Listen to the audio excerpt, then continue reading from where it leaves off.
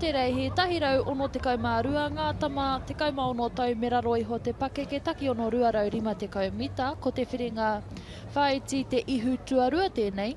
Aratua tahi te kura kaupapa Māori o te koutu, Opononi Area School kei te aratua 2, Rotorua Boys High School kei te aratua 3, te kura iwi o whakatupuranga 2 kei te aratua 4, te whare kura o rākau mangamanga.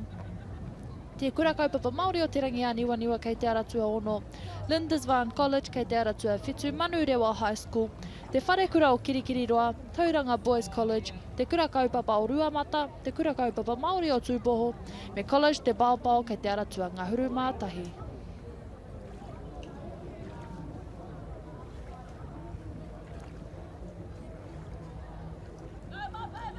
Tuana te haki mai tēnei wā.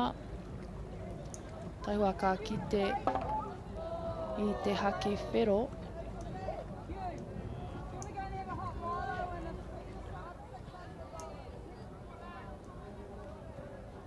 We have a red flag out on the race course.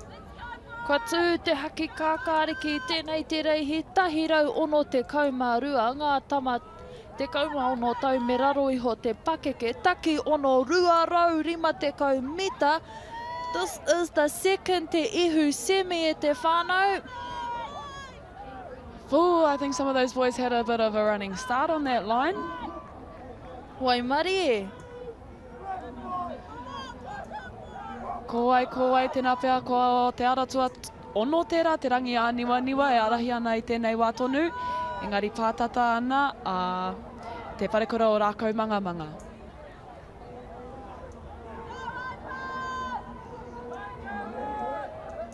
Hūkere ana.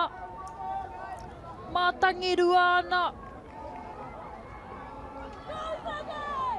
Ooh, and you can see them all pace themselves out for a little bit just before they give their last kick at the finish.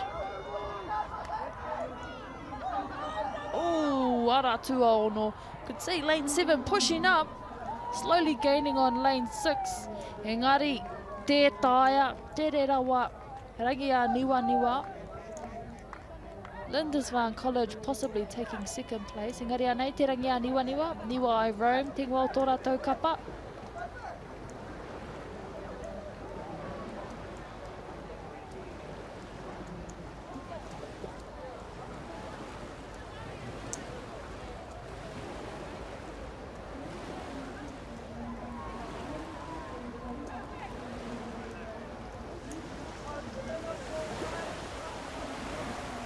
Kia tō waitia te whakāturanga. As Chelsea was saying, some rolling starts up in the second te ihu semi.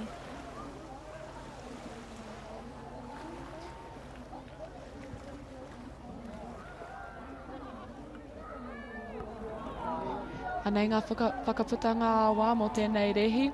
I te aratua ono, te rangi a niwa I roam with the time of 1 minute 1 second, 0.03. I te aratua whetu Lindisfarne College, Motu Tapu WH with a time of 102.20, and lane 8 Manurewa Gold with a time of 104.08. So this is the middle of our pack, with the faster spots trying to hold those for the final.